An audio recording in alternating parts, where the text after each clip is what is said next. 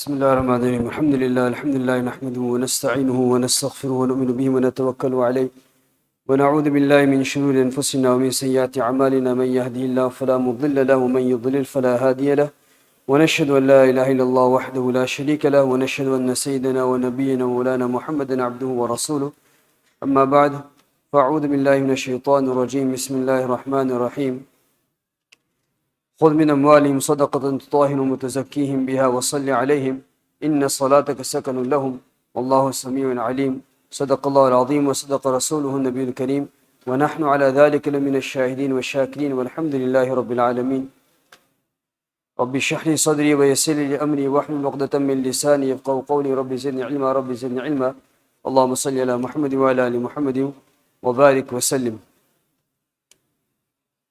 Alhamdulillah, yesterday we began the topic of zakat. One of the last point we mentioned was about the conditions of giving zakat, that when does it become compulsory on a person to give zakat. We mentioned that he has to be a Muslim. Number two, he has to be a matured baligh person. Number three, he has to be a sane person. Number four, he has to be sahib nisab. And the last point, the last condition was that amount he has, the nisab, has to be in his possession till for one Islamic year. So the first condition, Muslim, he has to be a Muslim. Now remember, if a person has accepted Islam and if he has these conditions and these conditions are met, then he will start his calculation on the zakat, meaning he won't give zakat straight away. He'll have to wait for one full year. Then we mentioned in the time of the Nabi sallallahu alaihi wasallam, the currency at that time wasn't pounds, dollars. It used to be mainly in gold and silver. So the weight at that time and the measurement at that time was 20 mithqal. So the gold coin or whatever they had in gold, Nabi sallallahu alaihi wasallam said that if a sahabi, if a person had 20 mithqal at that moment, at that time, then he is regarded and is classed as a rich person, he is classed as a sahib nisab. He will have to start calculating his zakat. Now, obviously the scholars did the calculations and the measurements and the conversion, that mithqal we do not use anymore. So how much is mithqal in nowadays? So one mithqal is equal to 4.37 grams, and if you multiply it, it comes to 87.4 grams. Which means that in nowadays, if a person has only gold and the weight of that gold is 87.4 grams, that means that he will start his calculations. He is a sahib nisab. Same with silver. At the time of the Nabi sallallahu alaihi wasallam, silver was also used 200 dirhams.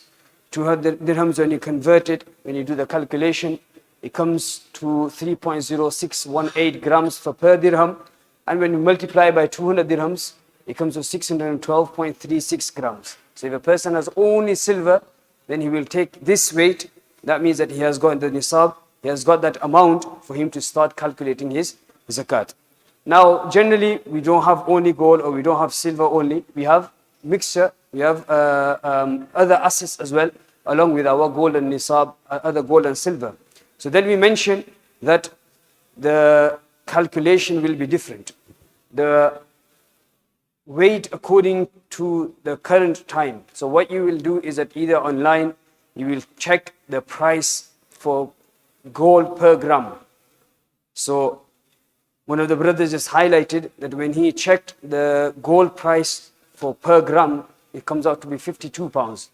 So the one on the screen is an old one at the moment. So yes, you just have to ignore that for now. So the price per gram for gold currently is 52 pounds. So now when you multiply 52 times 87.4 grams, it comes to 4,548 pounds. That's according to the gold nisab.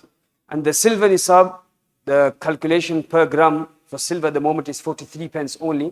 So 43 pence times 612.36 grams equals to 263.32. Now what this means to us is that if a person, if all the conditions are met, and he or she has, we will have to take the lowest, which means that it's more beneficial for the poor and the destitute and needy, so we'll take the lower rate.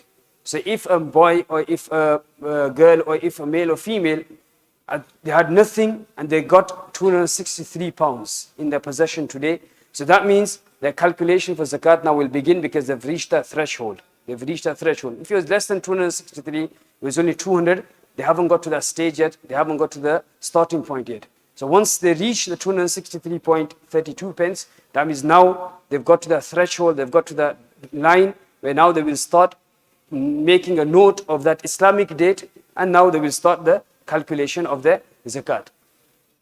So this is that when we have the mixed assets.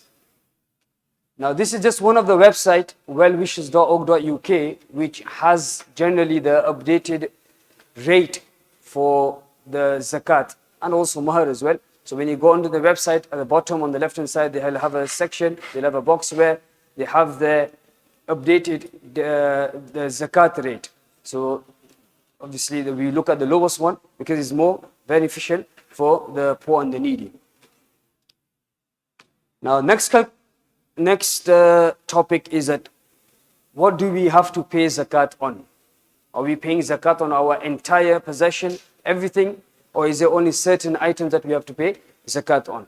So the first thing that we're going to pay zakat on is on something called productive wealth. Inshallah, we'll understand what productive wealth is later on. So we only have to pay zakat on the productive wealth, which are cash. Now, all types of money that we have, we may have it in our banks, we may have it in our wallets, we may have it as a foreign currency.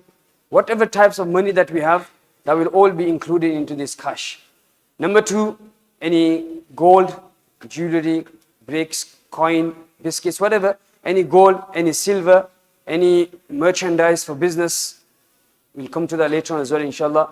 Any crops, any cattle, animals, any pension funds that we may be contributing towards, and also any shares. And the other one, which is more of a discussion at the ongoing discussion at the moment, is about the crypto and all of these other new coins that have come in. So that's all under into discussion at the moment. Is it allowed or not allowed, and what is the zakat and all that? So this is what we're going to be paying zakat on. So if anybody has any of these, that means you will have to look at what do they add up to. Do they add up to that threshold of the nisab or not?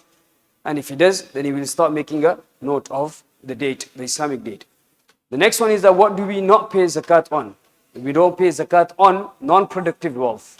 Non-productive wealth, for example, we have our own personal home where we stay and we live and we use. Number two, we have our own personal car that we're using to travel here and there for work. Number three, our furniture, our home in the house that we may have. And this also includes any utensils, any electrical items that we normally use on a daily basis. This also, any jewelry other than gold and silver, any jewelry other than gold and silver. We may have some tools, we may be a builder, we may be a plumber, so we may have some tools at home as well. So that all of these are known as non-productive wealth. So there is no zakat on all of these.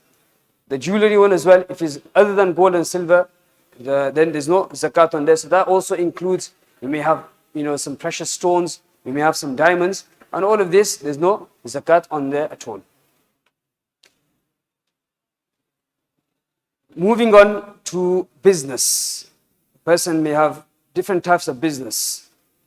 We may have the manufacturing business, or we may have the retail business. So there's two types of business we have. Now in business, what do we pay zakat on? Are we paying on the entire business, or is there only zakatable assets in the business? So first of all the money that we have in our business accounts, all types of money that we may have in our business accounts, everything will be included in the calculation of zakat. Number two, any finished items. Any finished items, for example, a person, he manufactures clothing. So when the suit or when the cloth is made, is completed, that's the finished item. Now, when the person sells that finished item, he may be selling that as a wholesale price. He may be selling them in bulk, or he may be selling them at retail price. Or he may have both. So somebody has, for example, 60% he sells as a wholesale price, and 40% is selling as a retail price.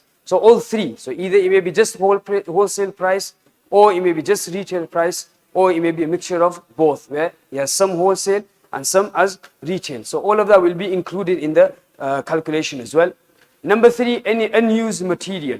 For example, he's still got the clothing, for example, the cloths are not completed yet.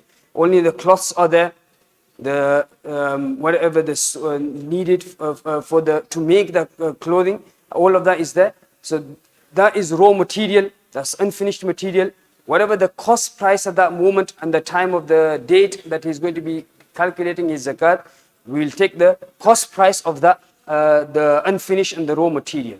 So these are the three areas that a business person will look into when he is calculating his zakat. Now, what does he not have to pay any zakat on? He won't be paying zakat on the following: any buildings, factories, shop. For example, a person manufactures clothes, so the factory that he'll be using, the building that he's using, there's no zakat on the building. There's no zakat on the building itself. He has a shop, there's no zakat on the shop itself. He has any other building, any factory, there's no zakat on the building itself. Number two, any fixtures or fittings.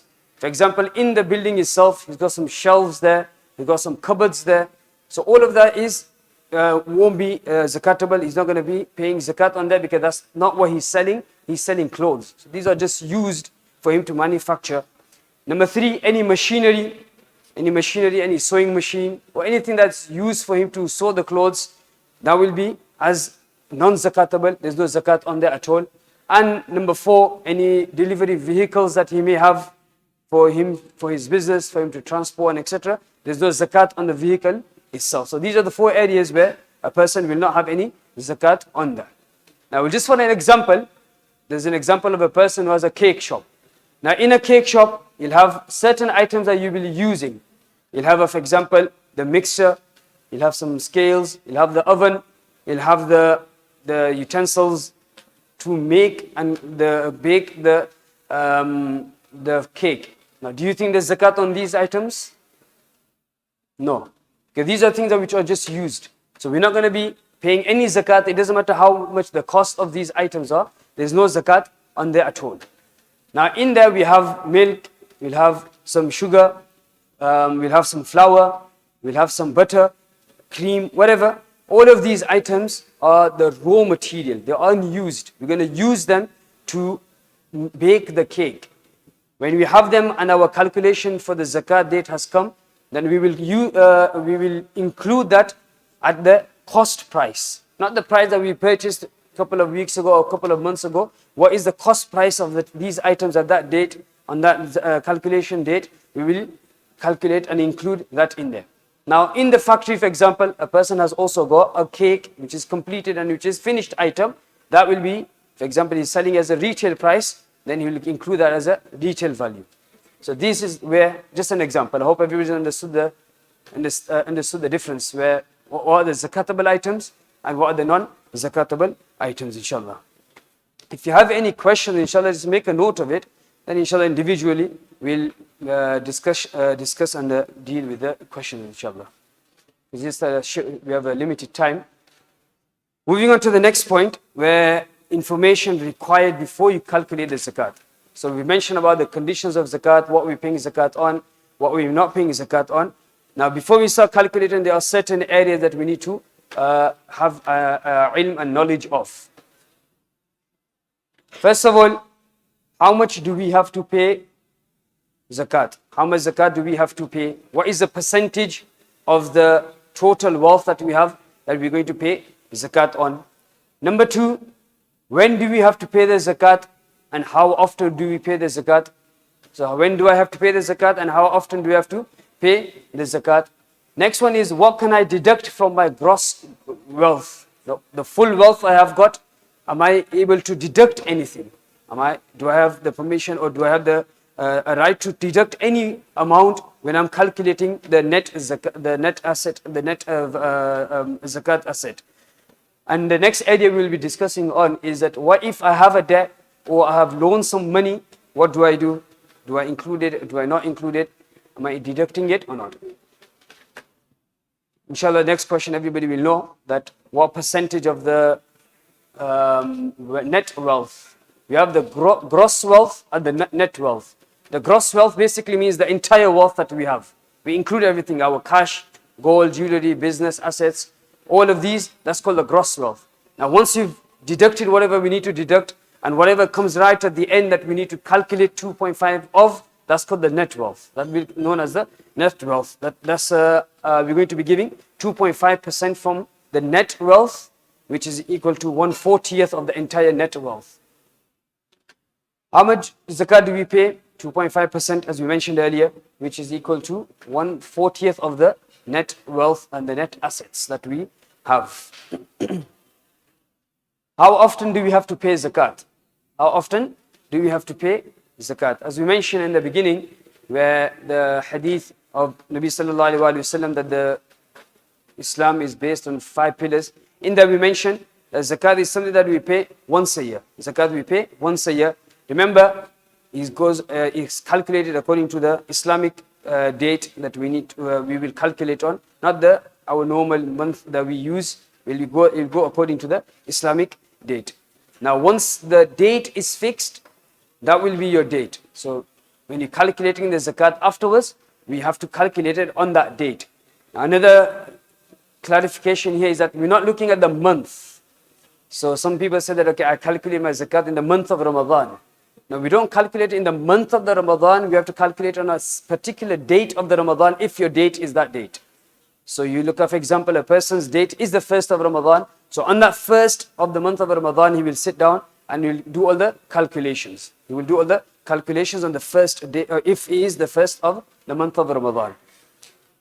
How often do we pay the zakat? It has to be paid once a year in the Islamic year, according to the Islamic calendar. When do we have to start paying the zakat? When do we have to start paying the zakat? Obviously, as we mentioned, we need to note down the Islamic date when you become a nisab holder. Nisab holder, as we mentioned, that when you have the mixed assets, then we go for the silver rate, which is approximately around 263 pounds. Because if you go according to the gold rate, then it won't be anfa' lin-nas, it won't be beneficial. Because if we go according to the gold rate, then we will say that he has to have 4,000 plus pounds. Only then he will have to give zakat. So then the poor and the needy will become more poor and more needy. So when you look at the rate of the silver at the moment, which is lower, so then it's easier and it's beneficial for the poor and the needy. So once your Islamic date is fixed, then you will pay on your 2.5 zakat of the net asset. On the same date each year, as long as you qualify, as long as the conditions are met, we will now discharge your zakat on the date that you have fixed. Once a child reaches a maturity, if they have any savings above the nisab, the date they have become matured will be calculated as the zakat anniversary. So a child, as we mentioned yesterday, he's got some ED, he has become matured, for example, at the age of 13.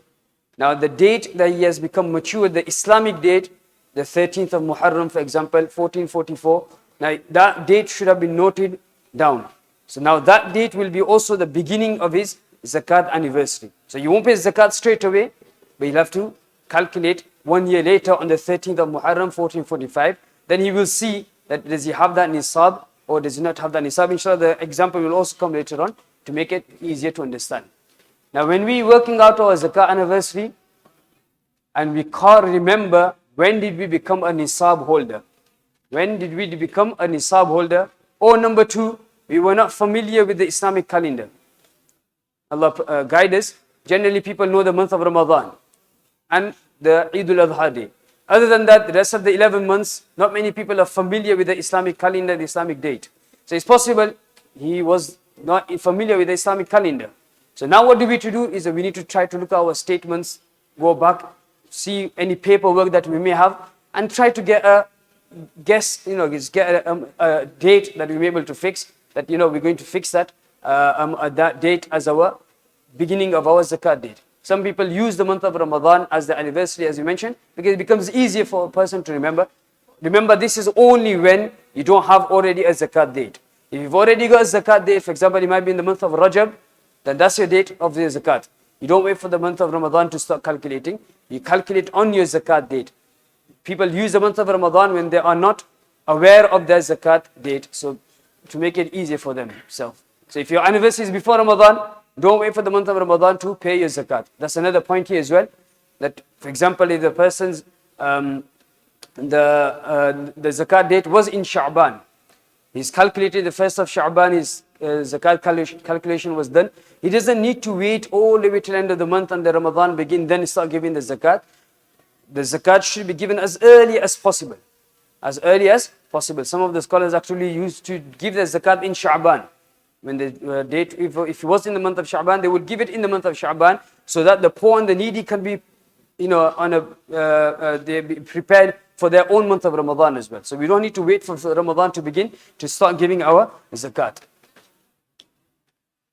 Now, what if the wealth drops below the nisab during the year? Now, as we mentioned, when we become the nisab holder, it's called sahibi nisab. We've got the Islamic date. We've got the Islamic date and we've made a note of the Islamic date. For example, the date of his 1st of Muharram. The 1st of Muharram, the nisab was, for example, 250 pounds. And on the 1st of Muharram, he got paid, that was his first payment, and he got paid 300 pounds. Now, 1st of Muharram, he will make a note. Why? Because he's gone above the threshold. 250 was the threshold, he's gone to 300. That means the 1st of Muharram, he's made a note of that date. Now, he's made the note of that date. During the year, if you can see, he's gone up and down. He has gone up to 300, he's gone to 400, he's gone to 700. He's even dropped to 100. Then he's come back to 200, 400. By end of the next year, when the 1st of Muharram came again, he was on 900. He was on 900. So down there is 900. Here is about 300 here. So he's going up and down. He's gone to 100 and he's gone up again. So throughout the year, he stayed on the nisab level. Sorry, he stayed, he went below the nisab level. He's gone below the nisab level. But I'm going to mention something, how low he has gone. He's only reached 100 at the moment. He's only reached 100 at the moment. So the question here is that what if the wealth drops below the nisab? So let's recap again. So the rate for the nisab was 250. He got paid on the 1st of Muharram, 300 pounds. So he's made a note of it. 1st of Muharram, 1443, for example. Now 1444, 1st of Muharram, he's got 900 pounds. In the year, he went up and down. He even went down to 100, which is below the 250 nisab rate that he had, which is below the 250 rate he had. Now if he's got 100 as well, but when he went to 1st of Muharram 1444, he had 900 pounds. Now what does he do? Does he pay zakat or not? Zakat will be payable on the 900 pounds. Because when the year finished, he was above the nisab. He was above the nisab rate. So he will calculate 2.5% from there. Remember, any savings, even middle of the year, will all be included in there. So even a day before, for example, 900 here, for example, on a couple of days before, he only had 800, and a day before somebody gave him 100 pound, and the 1st of Muharram he managed to get to 900. So even though he received it just a day earlier, he'll include that on the 1st of Muharram. Have I explained that clear enough? So you don't have to wait for another whole year for that 100 that you received a day earlier. On the 1st of Muharram, whatever cash you've got, whatever gold you've got, whatever business money that you have, all of that will be included on that 1st of Muharram, even if you've got it a day earlier. You'll be just including everything in on that date. So you will calculate your 2.5% from there. Now the next question is that what if the wealth reaches or drops below zero? In the example earlier, he dropped to 100. But in this example, he went to 0 and he's gone below 0, he's going into minus. So this is a 0 line. So he's gone into 0 line and this is a minus. He's actually gone into minus. Now what happens here is then that because he's gone into 0, now this 1st of Muharram date will be cancelled out because of going below 0. This is the 15th of Rajab. He's gone above the nisab rate on the 15th of Rajab now. So now this 1st of Muharram will be cancelled out because of going to below 0. Now he'll start calculating from the 15th of Rajab. He will ignore what's happened here because of going below 0. If it's 0 or below 0, that means all of this date will be cancelled out. Once he reaches the above of nisab after that, which was here, So now he start calculating, he'll make the note of the that date when he reached the nisab rate on that day. So when he reaches nisab on that day, he start making a note of it. Now the new year will begin from here, 15th of Rajab. He will check on the 15th of Rajab the year after, what if he has that nisab value or no nisab value, then he will calculate zakat according to that. So this is just the explanation of the same example as I explained here, about that this is where he's gone below 0, so this will be cancelled out, and this green line here is a new anniversary date. Does that make sense? So the new Rajab thing here. Now what are the deductibles? Inshallah we'll stop here. We've only got a few minutes left for namaz. What are the deductibles? Inshallah we'll continue this on Monday. Inshallah tomorrow we've got bayan after Asr Salah. So inshallah we'll continue this on Monday as well, and we'll finish off inshallah hopefully on Monday. Otherwise, if you need to stretch on for Tuesday, inshallah we'll stretch on Tuesday as well. We ask Allah subhanahu wa ta'ala to give us the correct understanding, and we ask Allah subhanahu wa ta'ala to give us the ability to practice upon the entire deen. Subhanallah bihamdi, subhanakallahumma bihamdik, nashhadu an la ilaha illa anta, nastaghfiruka wa natubu ilayk. Subhana rabbika rabbil izzati amma yasifun, wa salamun ala al-mursalin, walhamdulillahi rabbil alamin, bi rahmatika ya arhamar rahimin.